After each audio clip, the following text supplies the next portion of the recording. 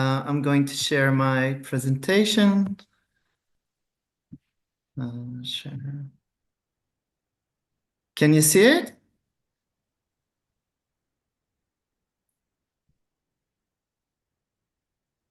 Okay. Many thanks, Mohammed, and congratulations to the organizers for such an important and timely event. And it is an honor to take part in this session. So last week, Penal Reform International launched the 2024 edition of its Global Prison Trends, a report that is co-published with the Thailand Institute of Justice. The report, while having a focus on transgender people, highlights emerging issues in global prison systems. So I will share some of the highlights now of the report, but to give you a broader scope, there are currently 11.5 million people in prison, mostly men, and 1 in 3 people in prison are held in pretrial detention. A key focus this year for PRI is the treatment and placement of transgender and non-binary individuals in prisons. And this focus coincides with the release of a guide titled Placement of Trans and Non-Binary People, a Guide for Prisons, developed by Penal Reform International in partnership with Trans Europe and Central Asia, TGEU. The guide establishes a human rights-based framework aiming at ensuring the safety and dignity of transgender and non-binary people in detention facilities. Of course, accurate data on transgender persons in prisons is difficult to obtain due to inadequate data collection, privacy concerns, and fears of discrimination. So studies have shown that transgender people are often hesitant to disclose their gender identity due to fears of violence and stigma. In 2023, the UK reported, for instance, 268 transgender prisoners, up 17% from the previous year. Spain recorded 79 transgender prisoners in April 2023, while the US reported nearly 5,000 transgender people in prison in 2020. However, the overall invisibility of this population in many countries remains significant. Trans and non-binary prisoners face numerous risks, including physical, sexual, and psychological violence from both staff and other prisoners. And these risks are often compounded by the stigma and discrimination they face in broader society. So, for example, in Argentina, many transgender people in prison belong to disadvantaged socioeconomic groups. In Peru, nearly half of LGBTQI people in prison have not completed their basic education.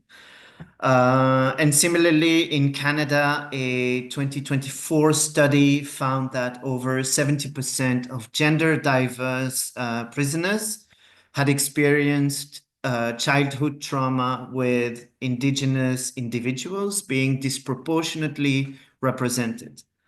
So despite increasing legal recognition of gender diversity in, some countries around the world,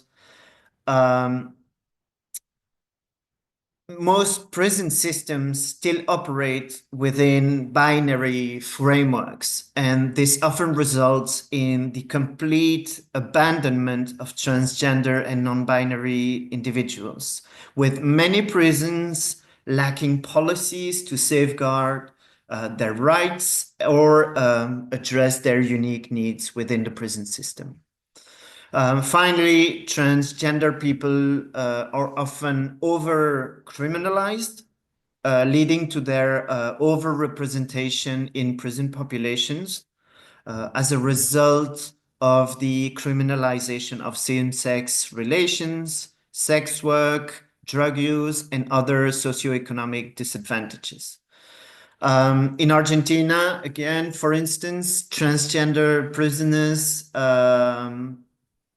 frequently come from marginalized backgrounds, while in Canada, in 2024, a study revealed high rates of trauma and abuse among imprisoned gender diverse individuals.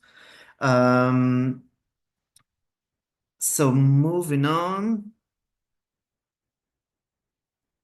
Transgender prisoners are often at heightened risk of violence and mistreatment within prisons. To provide an example, 59% of transgender women in California prisons reported experiencing sexual assault, compared to just 4.4% of the general population in prison. In other countries, such as Kuwait or Cameroon, transgender women have reported sexual violence and physical abuse, mostly in male prisons. Transgender individuals often endure degrading treatment, including invasive searches by staff of a different gender. Many are also denied the ability to maintain their gender expression, whether through clothing, hair, or makeup. In the US, for example, trans prisoners have been punished for asserting their gender identity, while in Thailand, transgender women are allowed to keep their hair shoulder length and wear makeup, offering a glimpse of more inclusive practices. But globally, prison systems struggle to answer basic questions about the number of transgender people in custody, and often fail to identify and meet their specific needs. And the lack of data, as I already mentioned, hampers the development of effective policies, whether national policies or regional or international guidelines. So many transgender and non-binary people hesitate to disclose their identity due to safety concerns, which leads to the to further their marginalization within the prison system. So authorities may also rely on prejudiced or stereotypical notions of gender diversity, which leads to inaccurate identification of transgender prisoners as well. Access to healthcare and gender-affirming health treatment within prisons. So regarding access to adequate healthcare, so including gender-affirming care, represent another major challenge for transgender people in prison. Research highlights that transphobia in prisons is linked to mental health issues such as depression and anxiety. In some countries, efforts have been made to restrict transgender prisoners access to gender-affirming treatment, including hormone therapy and surgery.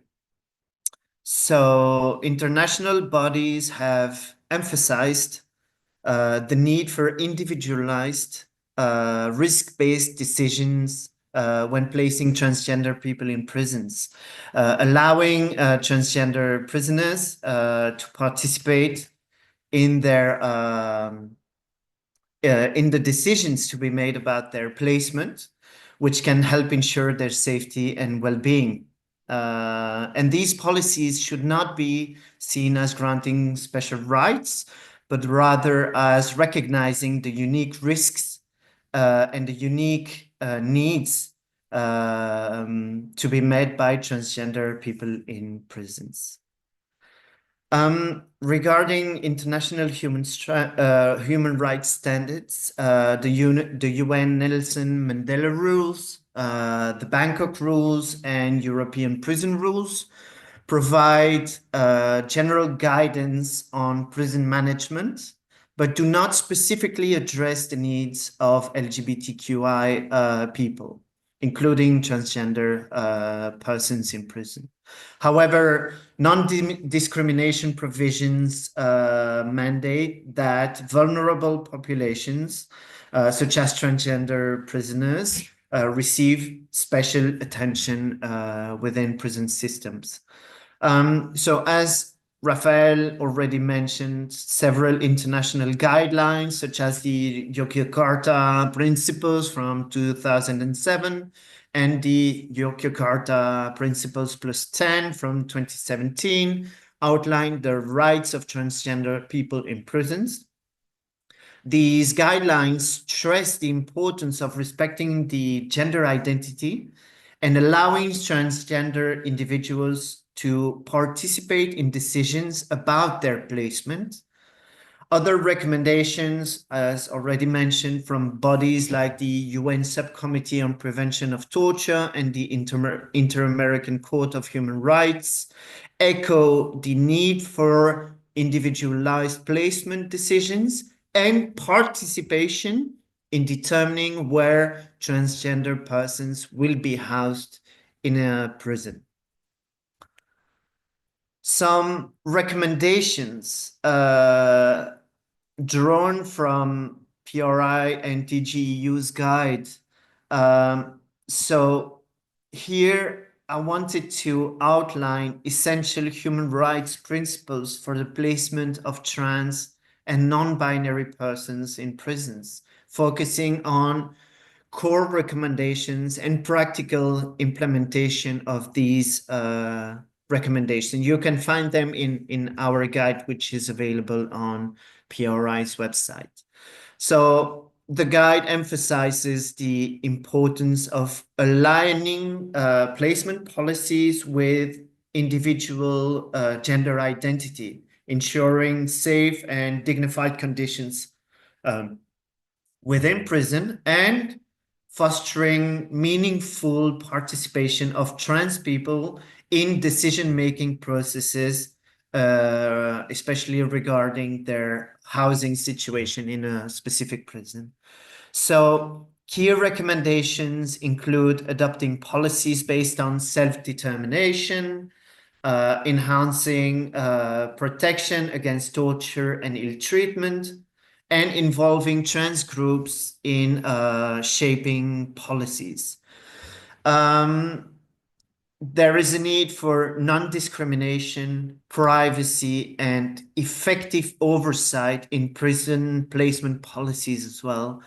The guide underscores the importance of eliminating discriminatory practices, ensuring privacy, safety, as already mentioned, managing risks in a fair manner, and involving trans advocates in monitoring the implementation of these policies. So by integrating and implementing these recommendations, prisons can uphold the rights and dignity of trans and non-binary people while ensuring policies are both effective and humane. So the harsh realities faced by transgender prisoners highlight the urgent need for prison systems to adapt and adopt human rights-based policies that protect their safety and dignity. Decisions about the placement of transgender and non-binary people in prison must be made on a case-by-case basis, with full participation from the individuals involved and affected. So authorities must also take steps to eliminate violence, discrimination, and the denial of healthcare services that transgender prisoners currently endure. So moving forward, policymakers and prison administrators must prioritize the development of inclusive and protective policies that address the unique challenges faced by transgender and non-binary people in prisons. And these reforms are essential for reducing harm and ensuring that the human rights of all individuals, regardless of gender identity, are upheld within prison systems worldwide. So I would like to thank you again, thank the organizers for this important and timely event. Feel free to stay in touch with Penal Reform International, and I'll gladly share the guide on the placement of trans and non-binary people in prisons as well. Many thanks.